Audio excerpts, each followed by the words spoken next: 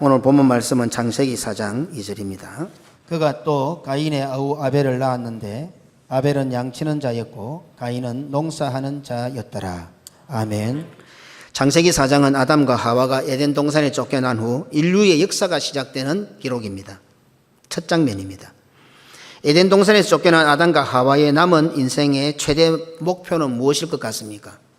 우리는 에덴 동산에서 안 살아봤기 때문에 잘 모릅니다. 그러나 아담과 하와는 방금 에덴 동산에 쫓겨났습니다. 그리고 에덴 동산 밖에서 살아야 합니다.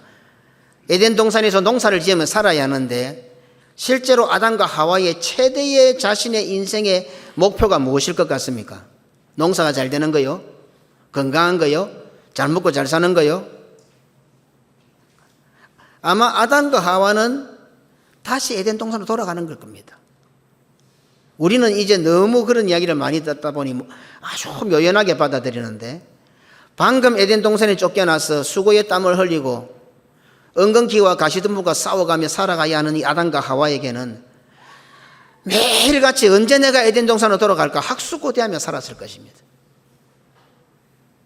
그 어떤 것도 에덴 동산으로 돌아가는 것보다 소중하거나 우선일 수가 없습니다. 그래서 인류의 역사가 시작되는 창세기 4장 그것도 1절에 에덴 동산으로 돌아갈 수 있도록 해주신 하나님의 약속을 기억하면서 그것에 근거한 말씀이 기록되고 있습니다. 창세기 4장 1절입니다. 아담이 그의 아내 하와와 동침하며 하와가 임신하여 가인을 낳고 이르되 내가 여호와로 말미암아 덕남하였다 하니라. 여자의 후손에 대한 말씀이 나옵니다. 분명히 남편과 동침을 했습니다. 그러나 하와는 어떻게 고백합니까? 여호와로 말미암아 덕남했다 이렇게 고백합니다. 아들을 낳았다는 기록이 인류 역사의 가장 중요한 이유는 하나님께서 에덴 동산으로 다시 돌아올 수 있는 유일한 한 길을 주셨는데 그것이 바로 여자의 후손이라고 하셨기 때문입니다. 창세기 3장 15절입니다. 내가 너로 여자와 원수가 되게 하고 내 후손도 여자의 후손과 원수가 되게 하리니 여자의 후손은 내 머리를 상하게 할 것이요 너는 그의 발꿈치를 상하게 할 것이니라 하시고. 아멘. 이렇게 볼 때 여자의 후손에 대한 기록을 이어서 그 다음에 나타나는 성경의 장면 역시 당연히 에덴 동산으로 돌아가는 것과 직결되는 구절이 있을 것 아닙니까? 아담과 하와의 최대의 관심사는 에덴 동산으로 다시 돌아가는 건데 그렇다 보니 1절에 인류의 역사가 시작되는 바로 1절에 여자의 후손에 대한 것을 기록하고 말씀하고 있으니까 2절에 나오는 것도 3절에 나오는 것도 이 땅에서 잘 먹고 잘 사는 것에 대한 문제가 아니고 결국은 무엇입니까? 에덴 동산으로 돌아가는 것과 연결되어 있는 성경 기록이다 이 말입니다. 단순히 아담의 아들 가인과 아벨이 하는 직업을 말하는 것이 아니다 말입니다. 형 가인이 하는 일이 귀하고 동생 아벨이 하는 일이 천하다 하는 것이 아니다 말입니다. 어느 교회 장로님이 저한테 말씀했던 것처럼 이때는 양고기도 먹지도 못하는데 하나님께서 아벨한테 아벨이 왜 양을 쳤지?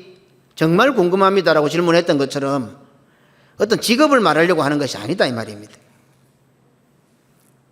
에덴 동산으로 돌아갈 수 있는 유일한 방법인 여자의 후손에 대한 언급과 이어서 등장하는 여자의 후손들이 하는 일의 그 핵심은 결론은 무엇입니까?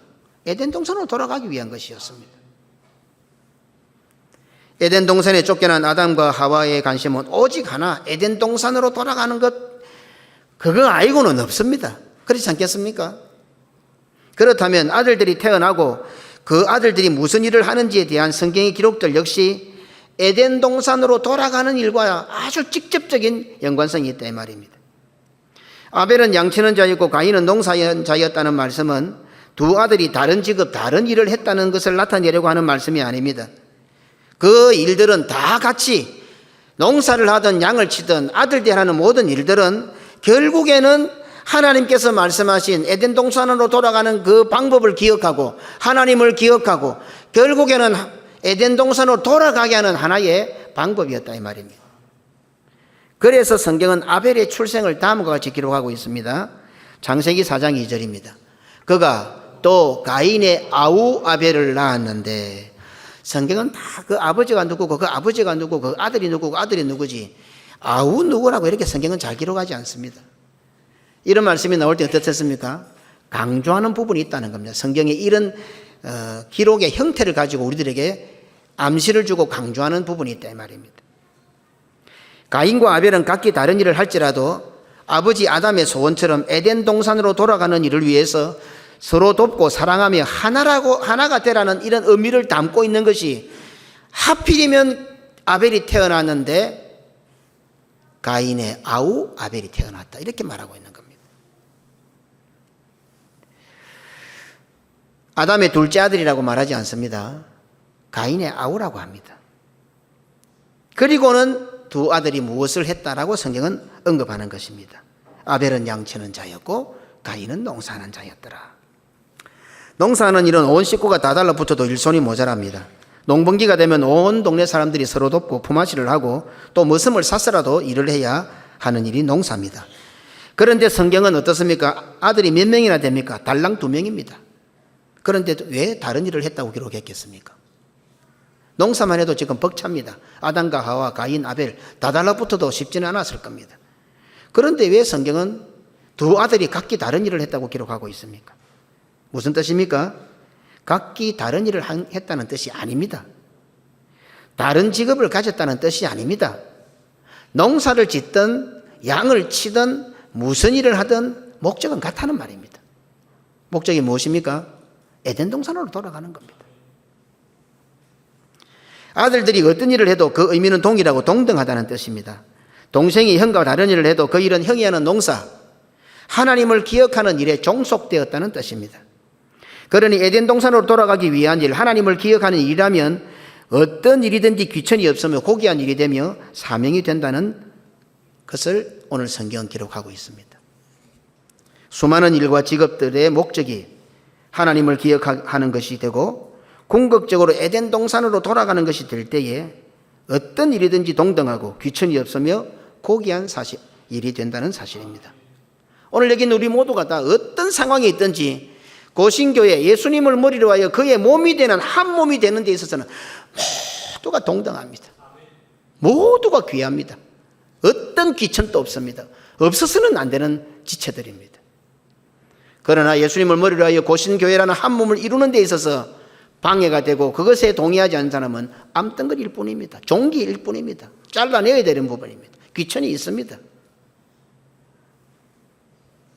우리는 예수 믿어 구원 얻은 자들이요 그래서 천국 갈 자들입니다. 예수님을 머리로 그의 몸이 되었음을 신앙 고백하는 자들입니다. 예수님의 한 몸을 이루는 지체라는 말을 귀에 못다까리가 않도록 들었던 우리들입니다. 그런데도 혹시 교회 안에서 서로에 대한 귀천을 매기고 있는 분은 없습니까? 너무 똑똑해서 평가하고 비판하고 있는 분은 없습니까? 내가 하는 일은 대단해 보이고 옆에 있는 사람이 하는 일은 수준이 낮아 보입니까? 그래서 내가 말할 때는 모두가 다 나의 말에 귀담아 듣고 청종해야 되고 다른 사람들이 말할 때는 귀 밖으로 듣고 비판하고 비웃어도 됩니까? 교회에서 받은 직분과 사명에도 귀천이 있어 보입니까? 그래서 천한 직분자가 감히 귀한 직분자인 나에게 함부로 하는 것 같아서 기분이 나쁘십니까? 목적을 상실한 자입니다. 천국을 잃어버린 자와 같습니다. 교회를 세상처럼 취급하는 자입니다. 얼핏 보면 농사하는 일과 양치는 일은 전혀 상관이 없이 달라 보입니다.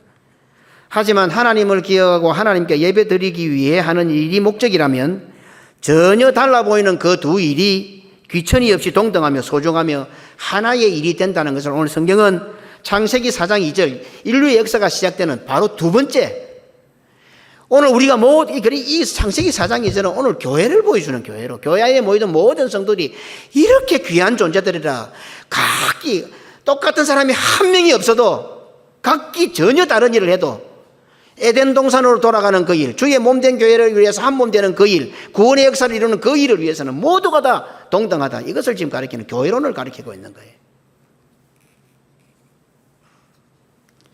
성도가 하는 모든 일들, 모든 직업이 다 이와 같습니다. 우리가 하는 일이 비싼 일도 있지만 다른 일도, 전혀 다른 일도 있습니다. 교회 안에 사명도요, 비슷하지 않은 전혀 다른 일들도 있습니다. 하지만 그 모든 일의 목적이 하나님의 영광을 위하고 교회가 맡은 사명을 위하고 세계를 교회하여 선교하기 위한 것이라면 그 어떤 일에도 우리 가운데는 귀천이 있을 수 없습니다. 모두가 다 동등합니다. 얼마나 동등한지 아십니까? 할아버지와 손자가 동등합니다. 아버지와 아들이 동등합니다. 엄마와 딸이 동등합니다. 시어머니와 며느리가 동등합니다. 어디 교회 와서 자꾸 먹이고 있어요, 그걸 갖다가. 믿음으로 하나가 되지 못하기 때문에 자꾸 그걸 따지는 거예요. 모두가 다 동등한 거예요. 어디 목사 장로가 계급입니까?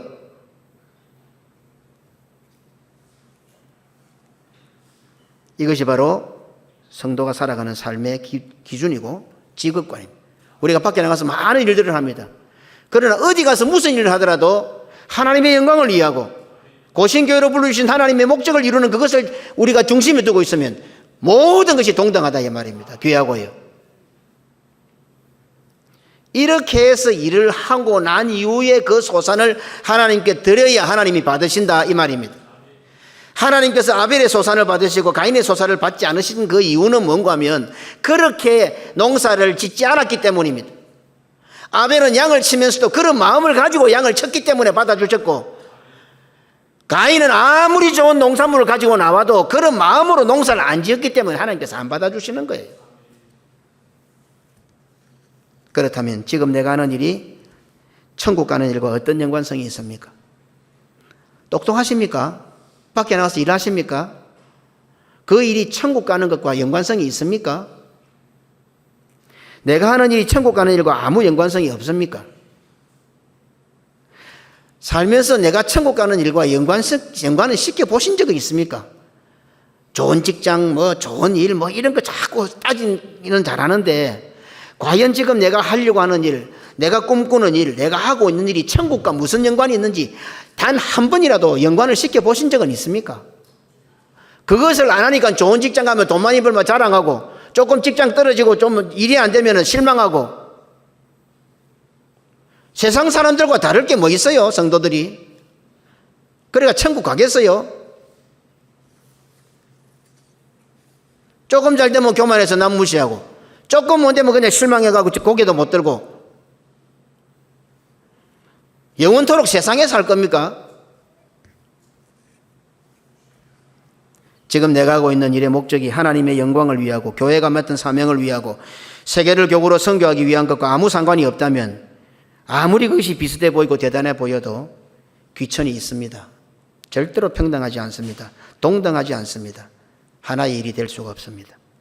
지금 내가 하고 있는 일의 목적이 하나님의 영광을 위한 것이 아니고 교회가 맡은 사명과 무관하고 세계를 교구로 하여 선교하는 일과 아무 상관이 없다면 가지고 온 모든 소산은 전부 다 하나님께서 받으실 수 없는 가인의 소산과 같습니다. 그래서 그 사람이 하는 헌금이 아니라 하나님께 동량하는 겁니다. 교회에다 기부하는 겁니다. 헌금하는 것이 아니라 그냥 목사에게 기부하는 것. 다른 성도들이 오늘 이처럼 헌금을 들고 오면 목사한테 잘 보이려고 한다, 이런 생각을 갖고 있는 사람입니다. 그래서 헌금하는 것을 놓고 입방아를 찢는 겁니다. 그래서 목사님은 헌금 많이 하는 사람 좋아한다고 비판하고 불평하고 원망하는 겁니다. 이런 자들이 하는 헌금은 전부가 다 가인의 재물입니다. 하나님께서 받고 싶어도 받으실 수가 없는 것입니다. 돈 이야기라고 했습니까? 헌금을. 얼마나 불경스러운 표현인지 모릅니다. 성도는 그런 소리 잘하지요. 단순한 돈의 문제입니까? 헌금의 문제입니까? 우리가 하나님 앞에 드리는 헌금이 사람이 민망하고 싫어하고 동의하는 문제입니까? 우리가 동의해야 되고 동의 안 하면 안 해도 되는 겁니까? 돈의 문제, 물질의 문제 아닙니다. 우리 성도를 꼭 기억하십시오. 저는 가르쳤습니다, 분명히. 헌금을 많이 하느냐 적게 하느냐의 문제가 아닙니다. 결론적으로 예배의 문제입니다. 예배를 잘못 드리는 겁니다. 잘못된 예배, 하나님께서 받지 않으시는 예배를 드리는 것이 됩니다. 문제가 뭡니까? 어떤 것을 하더라도 하나님께서 받으시느냐 하나님께서 받지 않으시느냐가 핵심이란 말입니다. 사람의 동의를 구한다고요? 옆에 있는 다른 사람이 민망하지 않도록 하기 위해서 그런다고요? 그렇게 되면 그 사람은 반드시 선악과를 따먹게 됩니다. 우리의 원수 사탄 마귀를 우습게 보아서는 안 됩니다. 에덴 동산에서도 뱀을 충동하여 하와에게 접근했고 결국에 선악과를 따먹게 했습니다. 이제 사람은 에덴 동산 밖에 나와 있습니다. 강교한 사탄이 가인에게 접근하지 않았을 것 같습니까? 에덴 동산 안에서 뱀이 하와에게 접근한 것은 기록했지만 에덴 동산 밖에서 뱀이 나타나서 접근했다는 말이 없습니다. 그래서 접근 안 한 것 같습니까? 지금 아담과 하와 발밑에는, 가인의 발밑에는 뱀이 막 우글우글 기다리고 있습니다. 지금요. 아담과 하와가 아들 가인에게, 그것도 장남이니까 큰아들이니까 얼마나 신앙교육을 잘했겠습니까? 전 인류 중에 유일하게 에덴 동산을 경험했던 사람이 아담과 하와입니다. 두 사람밖에 없습니다. 그러니 그 아담과 하와가 에덴동 다시 돌아가는 그 목적을 두고 얼마나 큰아들 가인에게 신앙교육, 에덴 동산에 대한 교육, 하나님에 대한 교육을 얼마나 철저하게 귀에 못다다리가 안 돌아가겠습니까? 그런데 가인이 어떻게 하나님께서 받지 않으시는 제물을 드리게 되었을까요? 고민해 봐야 될 부분입니다. 아담과 하와의 잘못일까요? 오늘 우리 자녀들 좀 잘 들어보세요. 부모가 잘못한 것도 있을 수가 있어요. 그러나 아담과 하와는 가인에게 잘 가르쳤을 거예요. 그런데 왜 그 가인이 하나님께서 받지 않으시는, 하나님께서 받을 수 없는 제물을 드렸을까요? 가인은 농사하는 일을 말 그대로 농사로만 생각했기 때문입니다. 농사하는 일을 말 그대로 돈으로, 물질로만 생각했기 때문입니다. 혹시 지금 헌금하는 것을 돈으로, 물질로 생각하는 분이 없습니까? 오늘 뭐 1,000만이 넘게 들어왔다고, 야, 돈 많이, 헌금 많이 했네, 이렇게 생각하는 분 없습니까? 그렇다면 그 사람이 가져온 헌금은 다 가인이 드린 것과 똑같습니다. 교회에서는 받아주겠죠. 주보에 올리겠죠. 하나님은 안 받으십니다. 하나님께서 받지 않으시는 헌금을 하는 사람입니다. 그냥 기부일 뿐입니다. 그냥 동냥한 것 뿐입니다. 하나님이 아니라 다른 사람의 눈치를 살피는 거죠. 그래도 뭐 내가 이 정도 되니까, 내가 그래도 교회 장로인데, 집사인데, 권사인데, 주보에 감사헌금에 내 이름 하나 안 나오니까 사람의 눈치를 살피는 거죠. 하나님께서 받지 않으시는 것이 아니라 매우 불쾌하게 생각하십니다. 저 같아도 안 받겠습니다. 그런 거. 굶어 죽어도 저는 안 받습니다. 성질이 들어버서 그럴까요? 결국 그 사람은 가인이 됩니다. 그러면 결론은 어땠습니까? 가인은 헌금하고 예배 드리고 살인자가 됩니다. 우습습니다. 헌금은 자신의 신앙생활을 점검하는 최종적인 단계입니다. 성도의 신앙생활, 믿음 생활의 최종적인 관문이 헌금입니다. 제 말이 아닙니다. 예수님께서 제시한 기준입니다. 마태복음 6장 21절입니다. 내 보물이 있는 곳에는 내 마음도 있느니라. 아멘. 예수님께서 하신 말씀입니다. 무슨 말씀입니까? 헌금을 드리는 거 아닙니다. 재물을 드리는 것, 돈을 드리는 것 아닙니다. 마음을 드리는 것입니다. 믿음과 신앙의 열매라는 뜻입니다. 성령의 사람인지 아닌지를 결정하는 기준이 바로 헌금입니다. 어쩌면 신앙생활의 제일 마지막 관문, 처음에 예수 믿습니까? 아멘. 아이들이 아멘한 것처럼 거기서부터 시작해서 맨 마지막 관문이 아마 물질인 것 같습니다. 헌금인 것 같습니다. 왜요? 마음이 거기 있기 때문에. 성령의 사람인지 아닌지를 결정하는 것이 알고 보기에는 물질입니다. 사도행전 4장 32절입니다. 믿는 무리가 한 마음과 한 뜻이 되어 모든 물건을 서로 통용하고 자기 재물을 조금이라도 자기 것이라 하는 이가 하나도 없더라. 아멘. 헌금만이 아닙니다. 자기가 있는 모든 것이 내 것이 아니라 합니다. 이것을 결정적으로 입증하는 사건이 뭡니까? 삭개오 사건입니다.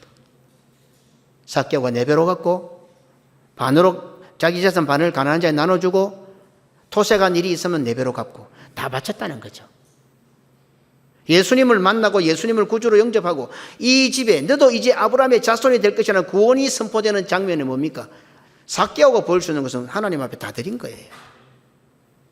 이단들은 이걸 아주 교묘하게 잘못 교육을 시켜가지고 몰려오는 성도들에게 자꾸 패가망신하게 만드는 것이 이단이고, 그러니까 바른 교회를 다닌다는 게 참 중요합니다. 이게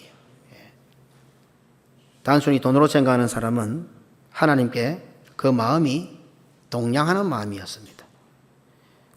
우리 같으면 뭐 받겠습니까? 물론 뭐 굶어 죽을 지경 되면은 뭐 못하겠습니까? 우리는 적어도 굶어 죽으면 죽었지 내 그 돈 안 받는다 할 정도 자존심 정도는 있지 않습니까? 주면 받기는 받겠지만은 말이라도 그리 안 합니까? 내 눈에 흙이 들어와도 내 그 돈은 안 된다. 그 돈은 안 받는다. 그 정도 성질을 가지고 있는 우리들 아닙니까? 그래서 한국 사람에게 있어 제일 큰 죄가 뭔 죄입니까? 괘씸죄입니다. 괘씸죄가 뭡니까? 마음의 죄입니다. 자존심을 건드린 죄입니다. 그죠? 내 자존심을 건드린, 그 괘씸한 거예요. 다른 어느 나라 사람들보다 이 괘씸죄를 잘 아는 사람이 대한민국 사람들입니다. 쥐뿔도 없어도 옆 사람이 내 자존심 건드리면 안 되는 사람이 대한민국 사람들입니다. 그런 것을 잘 아는 우리들이 왜 하나님의 자존심을 건드립니까, 자꾸? 그런 걸 잘 아는 당신이 왜 목사의 자존심을 자꾸 건드려요? 하나님의 자존심을 건드리고 목회자의 자존심을 건드리면 국물도 없습니다. 건디기 같은 소리 하고 있네. 국물도 없어요. 당신만 국물이 없는 게 아니라 자자손손 국물이 없어요. 정신 바짝 차리세요. 어디 하나님의 자존심을 건드리고 있어?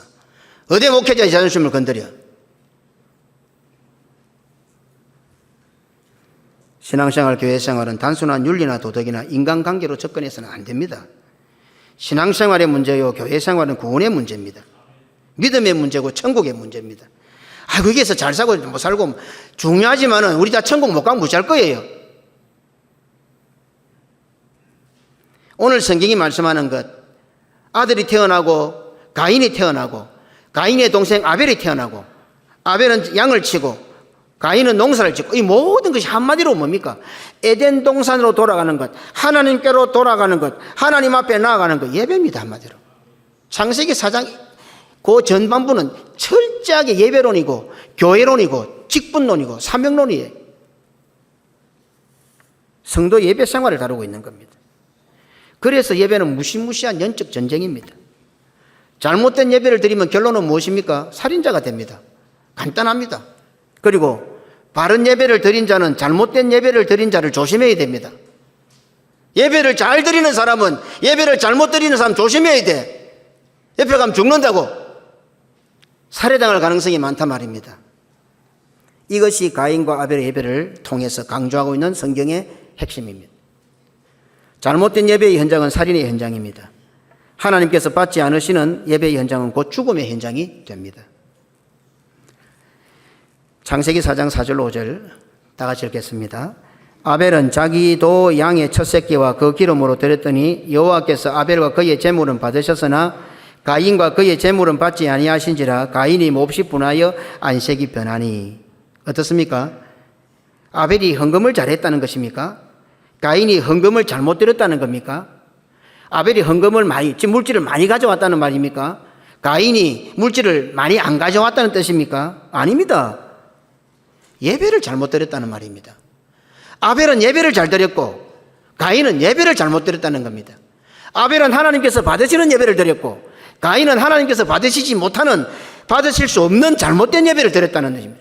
이게 돈 문제입니까? 소산의 문제입니까? 아닙니다. 다른 말로 하면 가인에게 있어서 하나님께서 받지 않으셨다는 그 결론은 에덴 동산으로 돌아가는 일에 문제가 생긴 겁니다. 잘못된 소산을 가져왔다는 것은 곧 가인의 모든 일이 에덴 동산으로 돌아가는 목적이 흔들리게 되어버린 겁니다. 보십시다. 아담의 10대 손도 아닙니다. 에덴 동산의 그 감흥을 가지고 있는 아버지를 모시고 있는 바로 밑에 장자 큰아들 가인입니다. 예배가 얼마나 무서운 영적 전쟁인지를 발견하게 하는 대목입니다. 성경은 이 사건을 통해서 가인의 죄는 자신만 잘못된 예배를 드린 것이 아니라 결국 다른 사람에게도 또 동생을 죽일 정도로 심각한 잘못이 된다는 것을 우리들에게 경고로 말씀하고 있습니다. 자기만 에덴 동산으로 돌아갈 생각이 없는 것이 아니라 다른 사람도 에덴 동산으로 돌아갈 수 없도록 막는 역할을 하게 된다는 것을 오늘 이 창세기 4장 전반부에 우리에게 말씀하고 있습니다. 그래서 어땠습니까? 세월이 지난 후에 가인이 제사를 드리고 그 다음에 아벨도 제사를 드립니다. 그러면 세월이 지난 동안에 제사를 안 드린 것은 가인만 그랬던 것이 아니라 가인 때문에 아벨도 세월이 지난 후에 제사를 드린 거예요. 마태복음 23장 13절입니다. 화 있을진저 외식하는 서기관들과 바리새인들이여 너희는 천국문을 사람들 앞에서 닫고 너희도 들어가지 않고 들어가려고 하는 자도 들어가지 못하게 하는도다. 아멘. 한 구절 더 하십니다. 누가복음 11장 52절 화 있을진저 너희 율법 교사여 너희가 지식의 열쇠를 가져가서 너희도 들어가지 않고 또 들어가고자 하는 자도 막았느니라 하시니라. 그러니까 가르치는 자는 참 중요하죠. 가르치는 사람들이 지식의 열쇠를 가진 사람들이 얼마나 중요한지 알아야 됩니다. 태어난 지 얼마 되지 않아 엄마 아빠와 눈도 잘 맞추지 못하는 갓난아이에게 우리는 뭐라고 요구합니까? 엄마, 아빠, 맘마. 눈도 지금 옳게 못 뜨는 아한테다가 대놓고 엄마, 아빠. 아가 얼마나 민망하겠습니까? 그 세상에 태어난 핏덩어리가 엄마가 아빠가 뭔지도 모릅니다. 그런데 그 아 보고 자꾸만 엄마, 아빠 하라고 합니다. 무지막지한 강요를 하고 있는 거 아닙니까? 그런데 어떻습니까? 엄마 하지요. 아빠 하더라는 겁니다. 하나님 앞에 예배드리는 강요가 엄마, 아빠 강요보다 약한 겁니까? 어떻게 가르치는 자들이 이런 식으로 어떻게 하나님 앞에 드리는 걸 이렇게 보는지 모르고 관점이 어떻게 된지 모르겠어요. 헌금은 강요해서 하는 것이 아니라고요. 엄마, 아빠 강요하는 것보다 그죠? 좋은 목사 만난지 아십시오. 어서 이런 설교 하나도 안 합니다, 목사들이. 아버지 함의 방치가 없었다면 가나안은 저주받지 않았을 수도 있습니다. 창세기 9장 22절입니다. 가나안의 아버지 함이 그의 아버지의 하체를 보고 밖으로 나가서 그의 두 형제에게 알리며 함이 아들 가나안이 잘못된 거 알았어요. 그런데 어떻게 지금 이걸 갖다가 은폐시킵니까? 셈과 야벳에게 슬쩍 뛰어넘깁니다. 그리고 아버지 함은 아들 가나안이 바른 예배를 드리지 않았을 때에 책망하고 벌을 했어야 됩니다. 왜냐하면 성경에 나타난 하나님, 우리 쉽게 명했지만 하나님의 저주 심판이 많이 나타나 있는데 다 많이 들어보십시오. 어지간히 잘못한 것도 다 용서해 줍니다. 거의 다 용서해 주십니다. 예배를 건드리면 하나님께서 그냥 예배를 건드리면 안 되는 거예요. 예배를. 성경에 나타나는 모든 저주와 심판은 예배와 직결적입니다. 예배 우습게 보지 마세요. 주일을 지키는 우습게 보지 마세요. 잘못된 예배를 드릴 때 그러지 말라고 강요하지 않았기 때문에 가나안은 저주를 받았습니다. 그리고 예배를 방해한 가나안을 방치하고 숨겨준 결과로 넷째 아들 가나안이 저주를 받았습니다.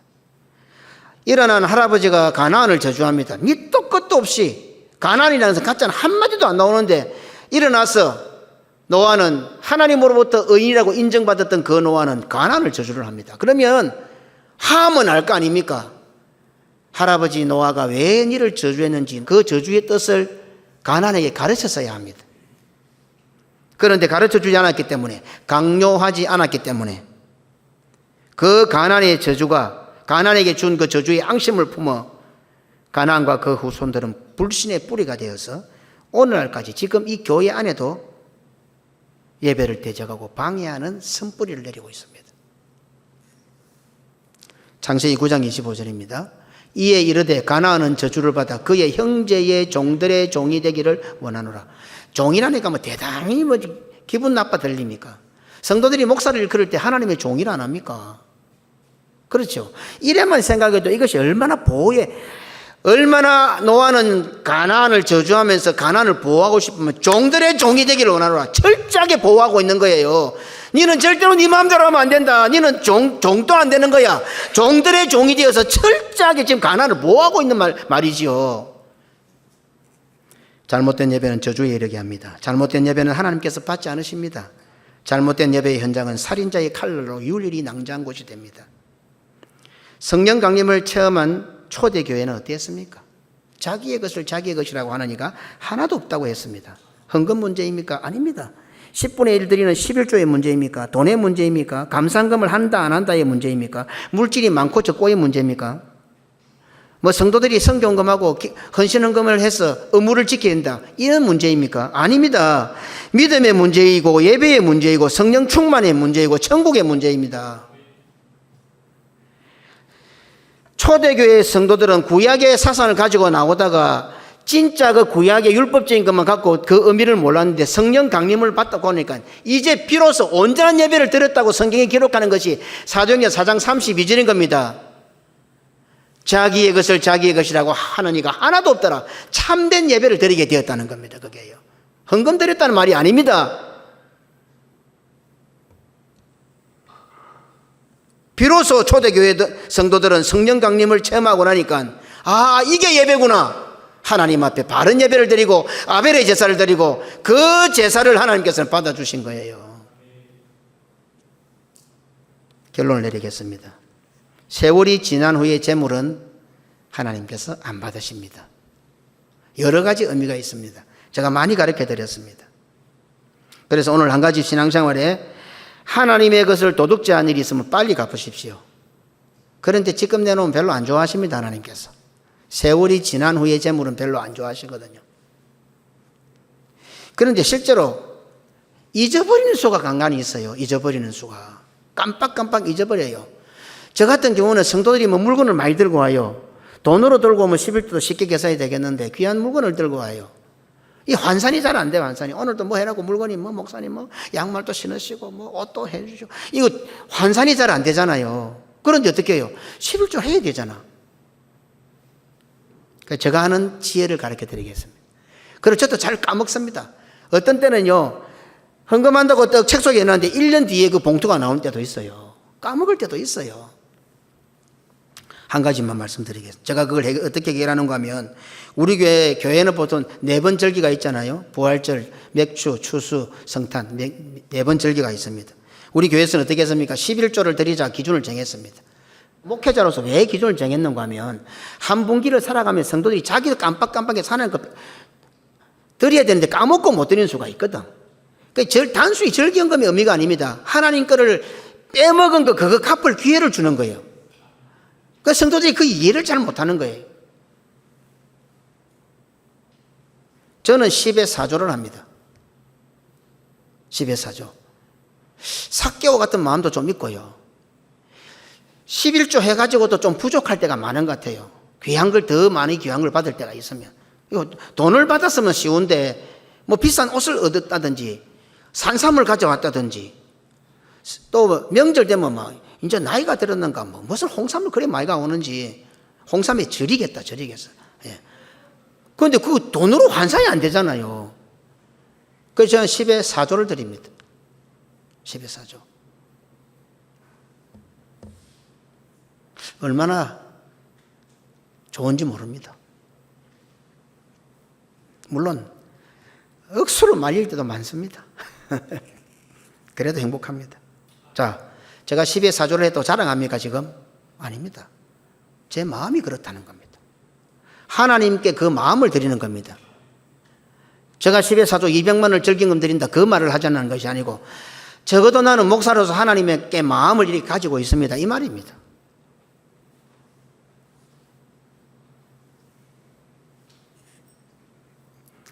우리 교회를 좀 아는 분들은 이구동성으로 요즘 고신교회 같은 교회가 없다고 합니다. 우리 교회를 좀 아는 사람들은 고신교회 같은 교회가 없다고 이구동성입니다. 선교하는 것도 헌금하는 것도 봉사하는 것도 순종하는 것도 흉내도 못 낸답니다. 우리 교회처럼 흉내도 못 낸답니다. 그럼 우리 교회가 이렇게 하는 것 돈을 드리는 겁니까? 아닙니다. 고신교회가 하나님 앞에 마음을 드리는 겁니다. 시간을 드리는 겁니까? 아닙니다. 고신교회 성도들이 하나님 앞에 정성을 드리는 겁니다. 몸을 드리는 것입니까? 아닙니다. 고신교회 성도들이 하나님께 사랑을 드리는 겁니다. 한마디로 하나님께서 받으시는 바른 예배를 드리는 겁니다. 아벨처럼 양치는 자의 삶을 사는 것입니다. 완전한 아벨이신 우리 주 예수 그리스도의 뒤를 따라 구원의 길을 걸어가는 사람이라는 뜻입니다. 하나님께서 받으시는 소산을 제물로 드리는 우리의 짧은 인생 동안 어떤 것을 크든 작든 어떤 것이든 하나님께서 기쁘게 받으시는 소산, 아벨과 같은 제사를 드리는 성도들이 되시기를 주님의 이름으로 축원합니다. 아멘.